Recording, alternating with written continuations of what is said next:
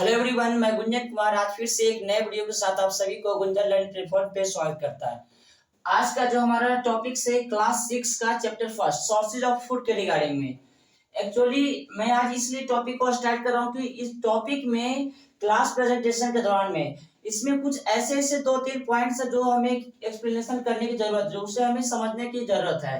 ठीक है, जैसे में टाइप्स ऑफ फूड आता है, उसमें रॉ फूड आता है, कुक्ड फूड आता है, इंग्रेडिएंट्स ऑफ फूड क्या होता है, यानी कि 2-3 पॉइंट्स है जो हमें वेरी कंपलसरी फॉर अंडरस्टैंडिंग।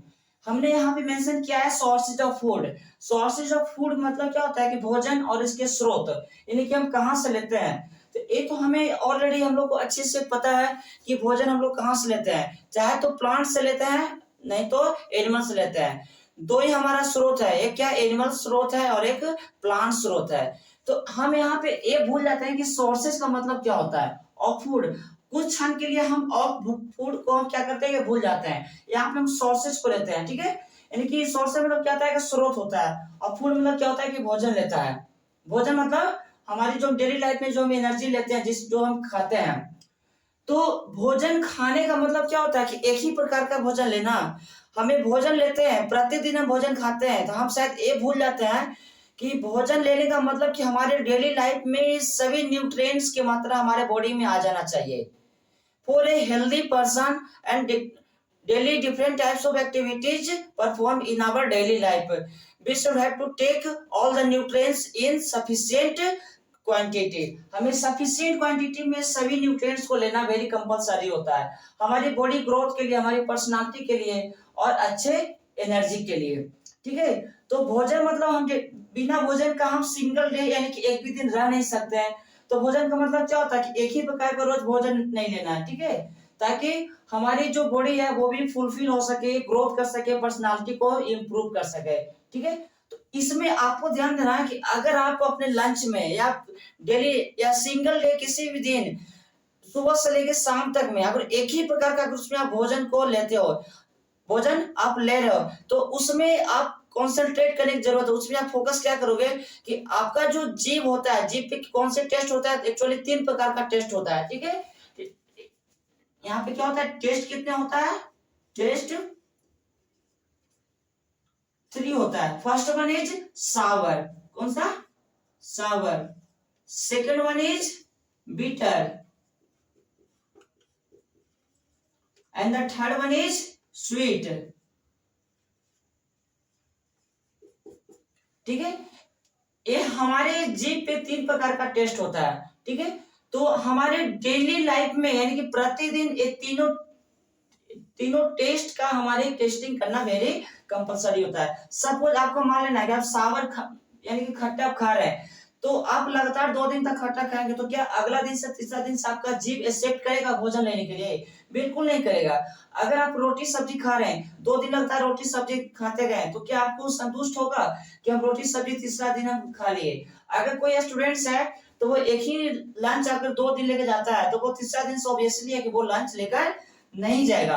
क्यों? क्योंकि उसका जो जीभ है, जिस जीभ का जो टेस्ट है वो टेस्ट क्या करेगा, एक्सेप्ट नहीं करेगा। क्यों नहीं करेगा? क्योंकि हमारी बॉडी में कितने न्यूट्रिएंट्स हैं, वो सभी फॉर हेल्दी लाइफ के लिए क्या होता है कि सभी न्यूट्रिएंट्स का लेना वेरी कंपलसरी होता है। तो हमारी बॉडी में कितने तरह के न्यूट्रिएंट्स होते हैं, तो न्यूट्रिएंट्स में आपको क्या जाएगा, टोटल आपका 7 होता है। ठीक है, न्यूट्रिएंट्स।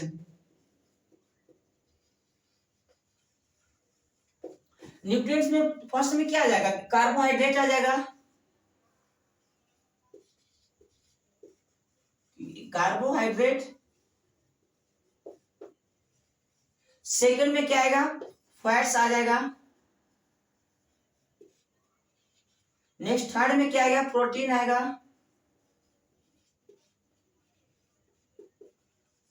फोर्थ में क्या आएगा, विटामिन आएगा।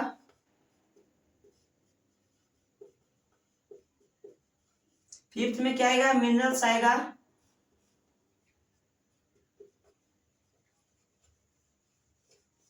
सिक्स में क्या आएगा, वाटर आएगा।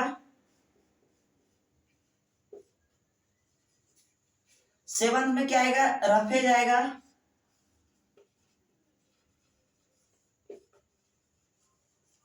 हमारी बॉडी में टोटल ये 7 क्या होता है, न्यूट्रिएंट्स हैं। ठीक है, तो हमारे डेली लाइफ में सभी न्यूट्रिएंट्स की मात्रा लेना it's very compulsory for healthy person.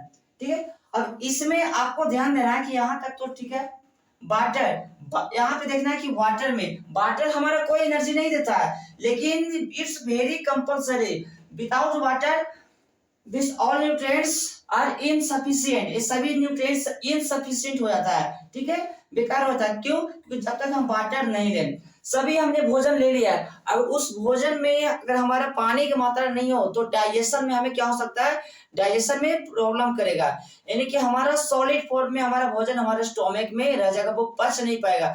अगर वो नहीं पच पाएगा तो आप अच्छी तरह से जानते हो कि क्या हो सकता है, जो जो आपके पास ढेकार रहता है वो गंदे गंदे ढेकार आना शुरू करेगा, आपका पेट दर्द देगा, यानी कि कई सारे समस्या आपके पेट में होने लगेंगे अगर भोजन नहीं पचता है तो।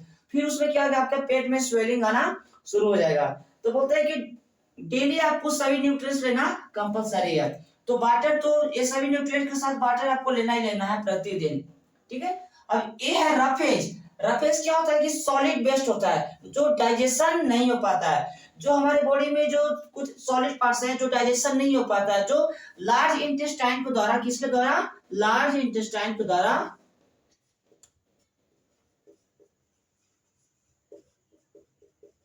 लार्ज इंटेस्टाइन के द्वारा क्या होता है, वो हमारे बॉडी से बाहर निकल जाता है। तो ये हमारे जो न्यूट्रिएंट्स है वो हमारे भोजन के द्वारा, जिस टाइम भोजन लेते हैं हमको लेना बहुत कंपलसरी होता है। और भोजन क्या होता है आप लोग अच्छी से पता है कि बिना भोजन का हम लोग रह नहीं पाएंगे।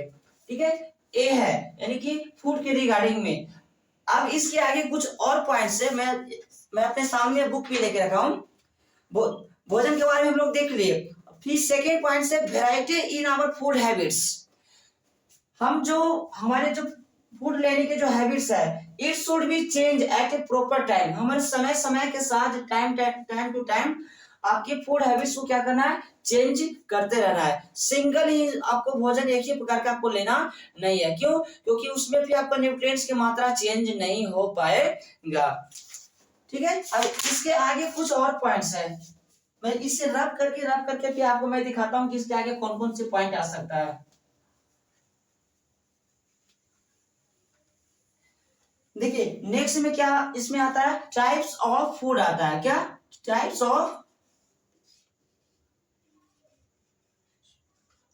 Of food. फर्स्ट में क्या आता है, रॉ फूड।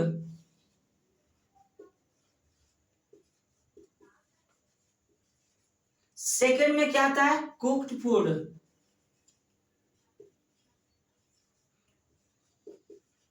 Cook food. अब यहाँ पे आपको समझने की जरूरत है कि रॉ फूड क्या होता है, कुक फूड क्या होता है।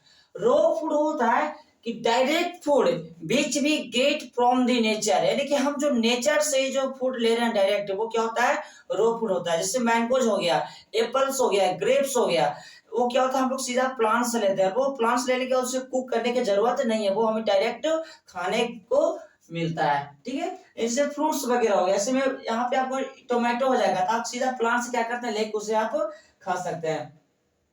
ग्रेप्स हो गया, ग्रेप पे क्या होता है कि अंगूर होता है। ठीक है, गुआवा मीन्स क्या होता है, अमरूद होता है। तो ये सभी किसका एग्जांपल है, रॉ फूड का। रॉ फूड का मतलब होता है direct food which we get from the nature, जो हम नेचर से जो एक्सेप्ट करते हैं, प्राप्त करते हैं, वो किस में जाता है, रॉ फूड में जाता है। ठीक है, और कुक्ड फूड में क्या होता है कि the food we get after cooked properly, अच्छे से कुक करने के बाद जो हम भोजन लेते हैं वो क्या होता है, कुक्ड फूड होता है, यानी कि कंप्लीटली वो सीज जाता है। जैसे में चावल हो गया तो कच्चे चावल हम लोग खा नहीं सकते, उसको क्या करेंगे, कुकर में या तपेली में जिसमें आपको सिझाना है उसमें आप सिझा कर आसानी से, यानी कि बिना पानी का उसे नहीं सिझा सकते हैं। सब्जी वगैरह हो गया तो सब्जी को क्या कर सकते हो आप, उसमें मसाले दे के, यानी कि जो भी मटेरियल्स है उसमें आपको मिक्स करके अच्छी तरह से उसको पकाना है, सिझाना है। और वो टमाटर यानी कि जो भी आप इंग्रेडिएंट्स उसमें मिक्स करना चाहते हो तो वो आप मिक्स करके जब आपका अच्छी प्रॉपर डिश बन गया तो आप उसे खाते हो, यानी कि बिना सिझाए नहीं खाते हो। तो वो क्या हो गया, आपका कुक्ड फूड में आ गया। जैसे में पल्सेज हो गया, राइस हो गया, वेजिटेबल्स हो गया, तो वो किस में जाता है, कुक्ड फूड में जाता है। ये है टाइप्स ऑफ फूड का दो लिस्ट है। First one is raw food and the second one is cooked food. ठीक है। अब इसके आगे एक और पॉइंट्स है, देखिएगा। एक चैप्टर फर्स्ट है, चैप्टर फर्स्ट थोड़ा लंबा है तो मैंने इसको दो पार्ट में डिवाइड किया है। एक पार्ट में आधा लेके चलूंगा और सेकंड पार्ट में पूरा चैप्टर, ठीक है। तो अभी यहाँ पे देखा टाइप्स ऑफ फूड, तो टाइप्स ऑफ फूड को मैं रब कर दे रहा हूँ और इसके बाद एक टॉपिक लेके चलाएंगे ingredients of food. It's very compulsory for all the students.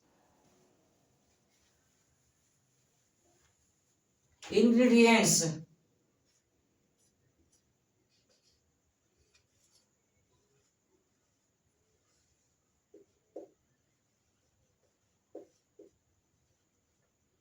Ingredients of food. हम बार बार आपको वीडियो में बताते हैं कि ऑफ फूड, ये फूड को हमें भूल जाना है। इंग्रेडिएंट्स मतलब हमें क्या होता है, what is the real concept of this ingredients. यहाँ पे क्लास प्रेजेंटेशन के दौरान जो भी सिलेक्टेड टीचर्स हो वहां पे प्रेजेंटेशन करते हैं, तो चैप्टर फिनिश होने के बाद हर बार एक क्वेश्चन पूछा जाता है तो लोग क्या करते हैं, भूल जाते हैं। इंग्रेडिएंट्स का मतलब क्या होता है, the materials which are required to make a proper dish. कोई एक प्रॉपर डिश को बनाने के लिए क्या क्या मटेरियल्स की रिक्वायरमेंट होती है, वो क्या होता है, इंग्रेडिएंट्स कहलाता है। मैं यहाँ पे कुछ इसका डिफाइन लिख रहा हूँ, डिफाइन लिख के मैं आपको एग्जांपल बताऊंगा, ठीक है। द मटेरियल्स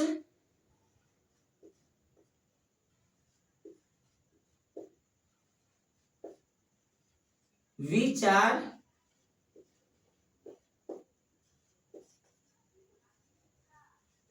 required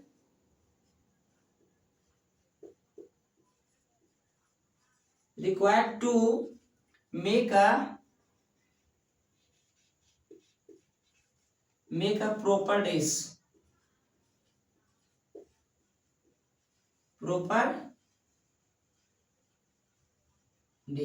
ठीक है। जैसे में एग्जांपल ले लो, मान लो कि आपको सब्जी बनाना है, तो सब्जी बनाने के लिए कौन से मटेरियल की जरूरत पड़ेगा, फर्स्ट ऑफ ऑल वाटर। यहां पे लिखेंगे for making vegetable, for making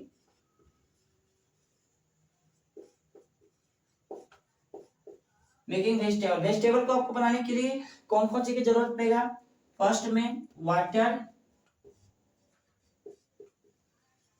second में साल्ट,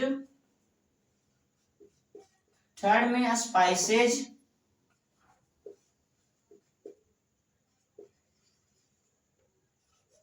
फोर्थ में पोटैटो, यानी कि और जो भी आप ऐड करना चाहते हो, कौन सा वेजिटेबल बना रहे हैं, that it depend on you. ये होता है इंग्रेडिएंट्स ऑफ फूड। यहाँ पे हमें कंफ्यूज होने की जरूरत नहीं है, सिंपल सी बना है कि जो भी मान लो हम इडली बना रहे हैं तो इडली बनाने में हमें कौन कौन सामान की जरूरत पड़ेगा, वो आपके कौन से कहलाता है, इंग्रेडिएंट्स कहलाता है। यानी कि the materials which are required to make a proper dish is called ingredients of food, ठीक है।